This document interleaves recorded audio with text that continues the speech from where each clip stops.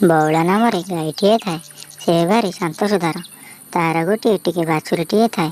ବଉଳା ତା ଛୁଆକୁ ଭାରି ଭଲ ପାଏ। ତାକୁ ସରଧାରେ ଚାଟି ପକାଏ। ଛୁଆଟି ବଉଳାକୁ ନ ଦେଖିଲେ ହମା ହମା ବୋବାଳି ଛାଡ଼େ।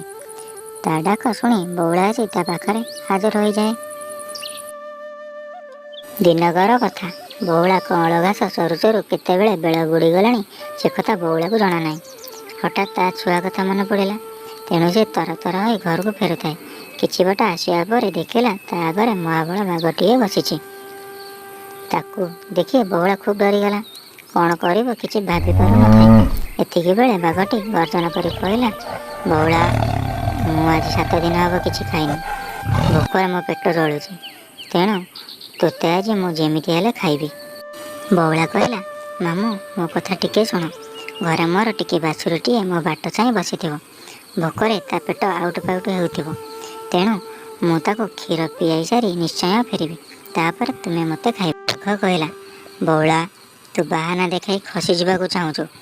ମୁଁ ତୋତେ ଜମା ଛାଡ଼ିବି ନାହିଁ। ବଉଳା କହିଲା, ମାମୁଁ, ମୁଁ ତୁମ ପାଖରେ ତ୍ରିବାର ସତ୍ୟ କରୁଛି, ନିଶ୍ଚୟ ଫେରିବି।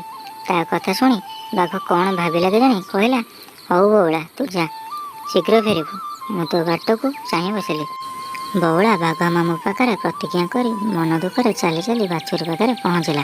ବଉଳା ଯାଇ ତା ବାଛୁରୀକୁ ପେଟେ କ୍ଷୀର ପିଆଇଲା।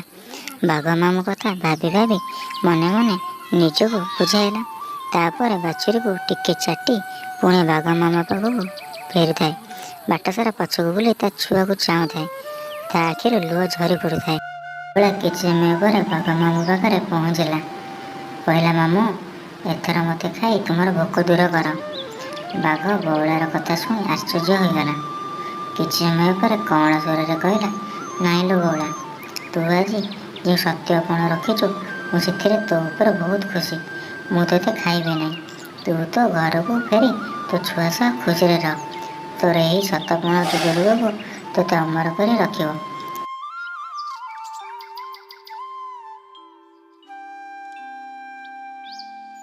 ଏହି କହି ବାଘ ବଣ ଭିତରକୁ ପଳାଇଲା ଓ ବଉଳା ତା ଛୁଆ ପାଖକୁ ଫେରିଲା। ଆମେ ଏହି ଗପରୁ ଜାଣିଲେ ସତ୍ୟ ବଳରେ ମୃତ୍ୟୁ ମୁଖରୁ ମଧ୍ୟ ବଞ୍ଚି ହୋଇପାରେ। ସାଙ୍ଗମାନେ ଭିଡ଼ିଓଟି ଭଲ ଲାଗିଥିଲେ ଲାଇକ୍, କମେଣ୍ଟ, ସବସ୍କ୍ରାଇବ୍ କରନ୍ତୁ।